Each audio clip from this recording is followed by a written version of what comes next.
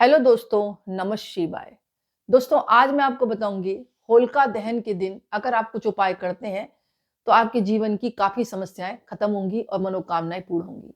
जैसे मेष राशि वाले जातकों को होलिका दहन के दिन एक जटा वाला नारियल लेकर आए और नारियल लाने के बाद उस पर जो है आपको कुमकुम चढ़ाना है और चावल चढ़ाना है और चढ़ाने के बाद घर के मंदिर में स्थापित कर दें। उसके ऊपर बतासे चढ़ाएं और पूजन करने के बाद अपनी समस्या बोलें और नारियल में कलावा बांध दें।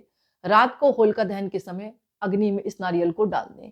शीघ्र ही जो मनोकामना हमने बोली है वो पूर्ण होगी।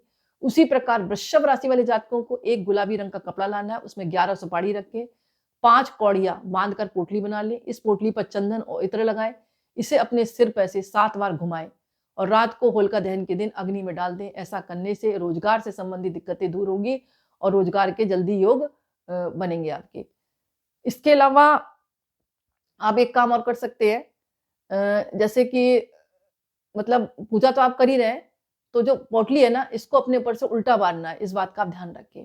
इसी प्रकार मिथुन राशि वाले जातकों को गणेश जी का पूजन करना चाहिए। गणेश जी की पूजा करते समय उसमें 27 मखाने रखें और एक घी का दीपक प्रज्वलित कर दें। रात में चंद्र देवता का पूजन करें, फिर अपनी इच्छा बोले और दाएँ हाथ से मखाने को अग्नि में डालें। आपकी शीघ्र मनोकामना पूर्ण होगी। इस बात का ध्यान रखें, 27 मखाने अपने हाथ में रखने हैं, मतलब हाथ में रखने हैं और गणेश जी की पूजा करते वक्त घी का दीपक जलाना है और चंद्र देवता का पूजन करने के बाद अपनी इच्छा बोलते हुए दाएं हाथ से मखाने को अग्नि में डाल दें। आपकी शीघ्र मनोकामना पूर्ण होगी। इसके अलावा जो कर्क राशि वाले जातक हैं, इन लोगों को होलिका दहन के दिन गेहूं और चावल के आटे से चौमुखी दीपक बनाना है। फिर इस दीपक में तिल का तेल डालकर घर के मुख्य द्वार पर रख दें। होलिका दहन की पूजा में जौ के 27 दाने डालें, अपनी मनोकामना बोलें, शीघ्र मनोकामना आपकी पूर्ण होगी।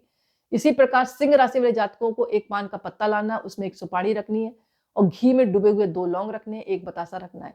इन सभी चीजों को अपने सिर से 7 बार घुमाकर होलिका दहन की अग्नि में डालते हैं तो बिगड़े काम बनने लगते हैं और मनोकामना शीघ्र पूर्ण होती है। उसी प्रकार कन्या राशि वाले जातकों को 11 लौंग, 11 हरी दुर्वा लें।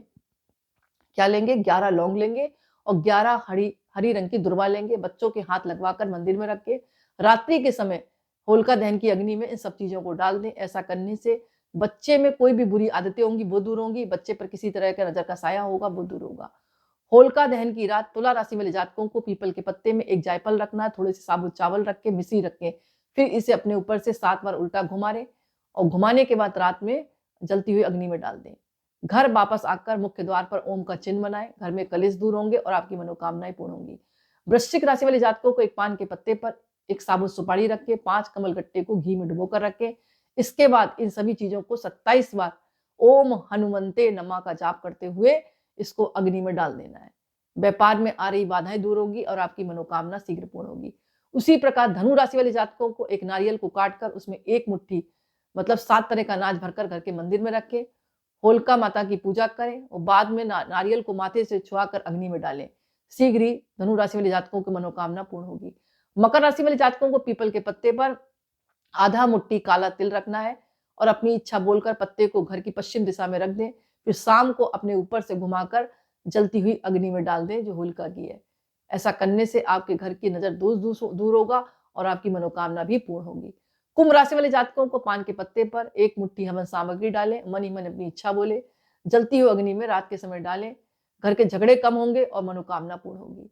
मीन राशि वाले जातकों को एक पान का पत्ता लेना है, उस पर एक मुट्ठी हवन सामग्री रखें, एक हल्दी की गांठ रखें, साबुत सुपारी रखें, कपूर रखें और अपनी मनोकामना बोले, अपने ऊपर से 7 बार घुमाकर जलती हुई अग्नि में डालते हैं तो शारीरिक कष्ट दूर होते हैं और शारीरिक बाधाएं दूर होती हैं।